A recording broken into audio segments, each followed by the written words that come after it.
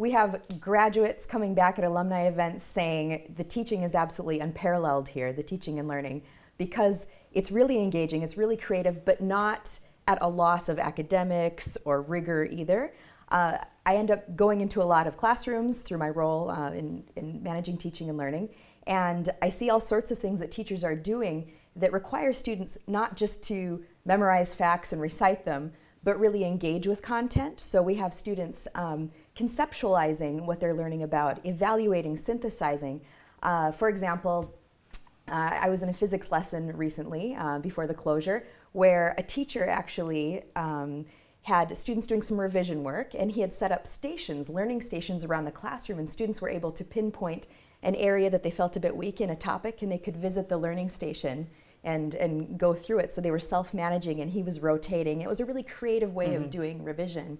I've seen role play, debate. I was in a history lesson where students were learning about weaponry in World War I, and they were acting as brokers sort of different weapons and things. And trying to sell them. yeah, it's, so again, we're delivering content in ways that are engaging students and really making it come alive for them.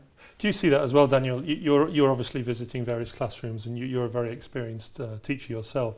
Do you see lots of creativity here? Yeah, absolutely. And I think that comes from the way the school harbour continued professional development and training. We're a school whereby every teacher is doing a self-investigation every year. Every teacher, every other week, is visiting other teachers' classrooms. We push teachers to develop themselves, and in turn they put that ethos into the students and the work they do. Yeah, I mean, I think one of the things that I think is really important is that we've built the research, the pedagogical research time into the working day rather than tacking it on at the end of the day when teachers are tired and it's the last thing they might want to do. So by putting it within the structure, we've normalised it. We've made it feel like it's very much a part of the growth that you experience here as a teacher. So this idea of growth, we hear if you read about education, you talk about this idea of growth mindset. Do you want to just sort of explain to me what growth mindset means to you, Emily? Sure. Well, I think that if a student receives feedback on something, they can either think, oh, I did terribly, I might as well give up, or they can think, all right, here are the things that I need to do to improve. And we really foster this behavior in our students through this idea of a growth mindset. Our students are encouraged to reflect on what they're doing, to revise the work that they do, to improve it, and also to hone specific skills. Our teachers have been trained, obviously, in giving really good assessment and feedback so that they can pinpoint the things students need to do to be really successful. Some schools like to use systems where parents and students can check every point in every grade they get on every little assessment or piece of work. But educational research tells us that's not the best thing, actually, because it can really stymie growth mindset in students. Anybody that knows anything about sort of me and ECP knows that I'm interested in the relationships that we have within the classroom. It's one of the very, very important things to me. So does this philosophy that we're following, does it create and improve and give lots of opportunities for students and teachers to work together in interesting and unusual ways, or is that just a soundbite? I mean, do we see this collaboration in the classroom?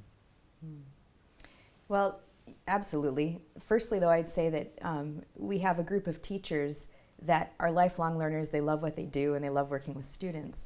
So I think that's a big part of it, that just the group that we've created here is quite special. But yeah, within the classroom you see a lot of collaboration.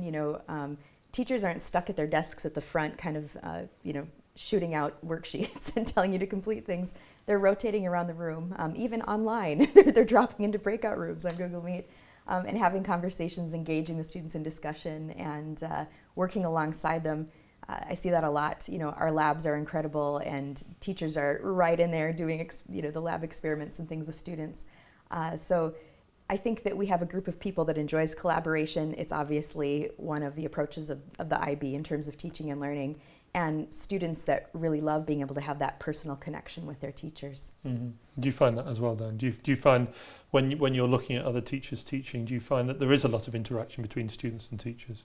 Oh, absolutely. I can talk about my day today. I have 5 one-on-one interviews with students, some from a form group pastorally and some from people doing their projects needing a bit of extra help during the lunch.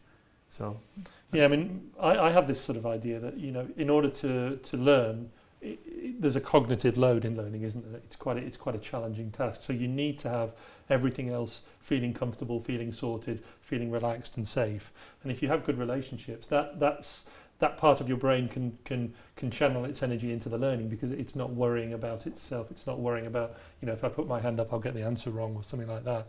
So we see risk takers? Do we see students saying things that they're not sure are correct, but feeling quite happy that they're going to have a go at something? When students come to the school partway through, for example, in year 3, they come and they're often quite quiet, and they're quite surprised how interactive everyone is in the classroom, how often they're giving answers, and they don't mind if the answers are incorrect, because they can always ask for elaboration, they can always go away, research and give an answer again, they can always ask someone else in the room for help on their answer. There is a true celebration of failure, and failure isn't something to be scared of, because every time we do fail, that's just a challenge to get better, and it's just guidance of what doesn't work so we can do what does work. Yeah, because that's one of the IB approaches to teaching and learning, is it not? Sort of trying to promote this lack of fear about having a go in the classroom. Absolutely, and it's growth mindset, isn't it? Yeah, I suppose it is, yeah.